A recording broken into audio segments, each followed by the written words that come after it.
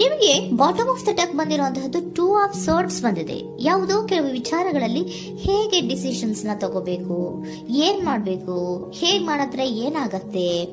ಕೆಲವೊಬ್ಬರಿಗೆ 2 options ಗಳಿರುವಂತಹದ್ದು represent ಆಗ್ತಾ ಇದೆ, ಅಥವಾ ಕೆಲವೊಂದು ಆಪ್ಷನ್ಸ್ ಗಳು ನಿಮ್ಮಲ್ಲಿ ಇರುವಂತಹದ್ದು ರೆಪ್ರೆಸೆಂಟ್ ಆಗ್ತಾ ಇದೆ. ಸೊ ಅದಕ್ಕೆ ನಿಮ್ಗೆ ಸ್ವಲ್ಪ ಕಷ್ಟ ಆಗ್ತಾ ಇದೆ. ಕೆಲವೊಂದು ಡಿಸಿಷನ್ಸ್ ಗಳನ್ನ, ನಿರ್ಧಾರಗಳನ್ನ ಮಾಡೋದು ನಿಮ್ಗೆ ಸ್ವಲ್ಪ ಕಷ್ಟ ಆಗ್ತಾ ಇರುವಂತಹದ್ದು ಬಾಟಮ್ ಆಫ್ ದ ಡೆಕ್ ಅಲ್ಲಿ ರೆಪ್ರೆಸೆಂಟ್ ಆಗ್ತಾ ಇದೆ.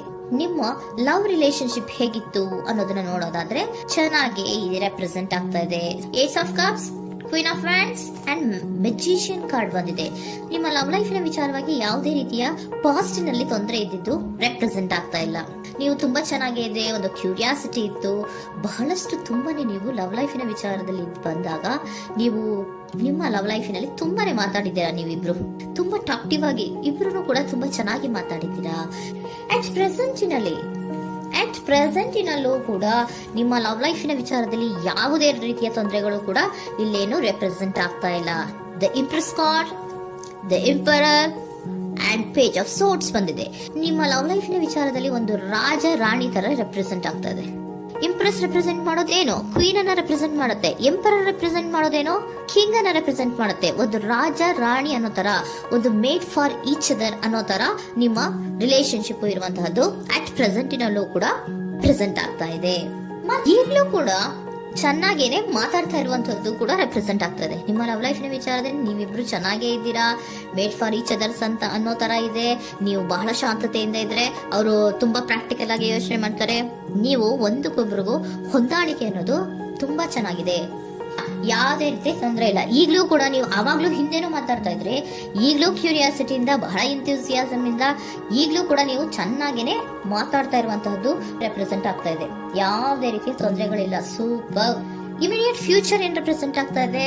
Immediate future the hierophant card, 9 of wands and star card represent ಆಗ್ತಾ ಇದೆ. ಕೆಲವೊಬ್ರು ಲವ್ ರಿಲೇಶನ್ಶಿಪ್ ಅಲ್ಲಿ ಇರುವಂತಹ ಕೆಲವೊಬ್ರು ಮಾತ್ರ ಇಮಿಡಿಯೇಟ್ ಫ್ಯೂಚರ್ ನಲ್ಲಿ ಕೆಲವೊಬ್ರು ಮದುವೆಗಳಾಗುವಂತಹ ಸಾಧ್ಯತೆಗಳು ರೆಪ್ರೆಸೆಂಟ್ ಆಗ್ತಾ ಇದೆ.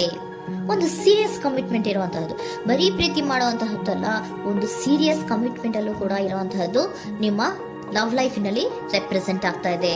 ಮತ್ತೆ 9 ಆಫ್ ವ್ಯಾಂಡ್ಸ್ ಏನಪ್ಪಾ ಅಂದ್ರೆ, ನೀವು ಇಷ್ಟು ದಿನದಿಂದ ಮಾಡ್ಕೊಂಡು ಪ್ರೀತಿಸ್ಕೊಂಡು ಬಂದಿದ್ವಿ, ಇಬ್ರಿಗೂ ಅಡ್ಜಸ್ಟ್ಮೆಂಟ್ ಇದೆ, ಇಬ್ರಿಗೂ ಹೊಂದಾಣಿಕೆ ಇದೆ, ಏನಾಗುತ್ತಪ್ಪ ಅಂತ ಸ್ವಲ್ಪ ನೀವು ಯೋಚನೆಯನ್ನ ಮಾಡ್ತಾ ಇದ್ದೀರಾ ಈ ಲಾಸ್ಟ್ ಮೂಮೆಂಟ್ ಅಲ್ಲಿ. ಬಟ್ ಯೋಚನೆಯನ್ನ ಮಾಡುವಂತ ಅವಶ್ಯಕತೆ ಇಲ್ಲ. ನಾನು ಇದಕ್ಕೆ ಒಂದು ಕ್ಲಾರಿಫಿಕೇಶನ್ ಕಾರ್ಡ್ ಅನ್ನ ತಗೊಂಡಾಗ ಸನ್ ಕಾರ್ಡ್ ಬಂದಿದೆ. So sun is represented by light. ನಿಮ್ಮ ಲವ್ನಲ್ಲಿ ಒಂದು ಪಾಸಿಟಿವ್ ಲೈಟ್ ಇದೆ. ಸೊ ಹೆದರುವಂತಹ ಅವಶ್ಯಕತೆ ಏನೂ ಇಲ್ಲ. ಸ್ಟಾರ್, ಸನ್ ಬಂತು, ಸ್ಟಾರ್ ಬೇರೆನಾ?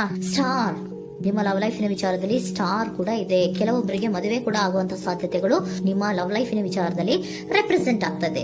ಯಾವುದೇ ರೀತಿಯ ನೆಗೆಟಿವ್ ಆಗಿರುವಂತಹದ್ದು ಏನೂ ಬಂದಿಲ್ಲ. ಆಲ್ ಪಾಸಿಟಿವ್ ಕಾರ್ಡ್ಸ್ ಬಂದಿದೆ. ಲವ್ ಲೈಫಿನ ವಿಚಾರದಲ್ಲಿ ಯಾವುದೇ ರೀತಿಯ ತೊಂದರೆಗಳು ಇದ್ದ ಹಾಗೆ ಕಾಣಿಸ್ತಾ ಇಲ್ಲ. ಬಟ್ ನೀವು ಸ್ವಲ್ಪ ಕೆಲವೊಂದು ಏನ್ ಮಾಡೋದು ಅಂತ ಸ್ವಲ್ಪ ನೀವು ಆಲೋಚನೆಯನ್ನ ಮಾಡ್ತಾ ಇರುವಂತಹದ್ದು, ಸ್ವಲ್ಪ ಕೆಲವೊಂದು ನಿರ್ಣಯಗಳನ್ನ ಮಾಡೋದಕ್ಕೆ ಸ್ವಲ್ಪ ಕಷ್ಟ ಆಗ್ತಾ ಇರುವಂತಹದ್ದು ರೆಪ್ರೆಸೆಂಟ್ ಆಗ್ತಾ ಇದೆ ಅಷ್ಟೇ. ಅಷ್ಟನ್ನ ಬಿಟ್ಟರೆ ನಿಮ್ಮ ಲವ್ ಲೈಫಿನ ವಿಚಾರದಲ್ಲಿ ಯಾವುದೇ ರೀತಿಯ ತೊಂದರೆಗಳೇನು ಇಲ್ಲಿ ರೆಪ್ರೆಸೆಂಟ್ ಆಗ್ತಾ ಇಲ್ಲ. ಏಂಜಲ್ ಗೈಡೆನ್ಸ್ ಏನ್ ಹೇಳ್ತಾ ಇದ್ದಾರೆ?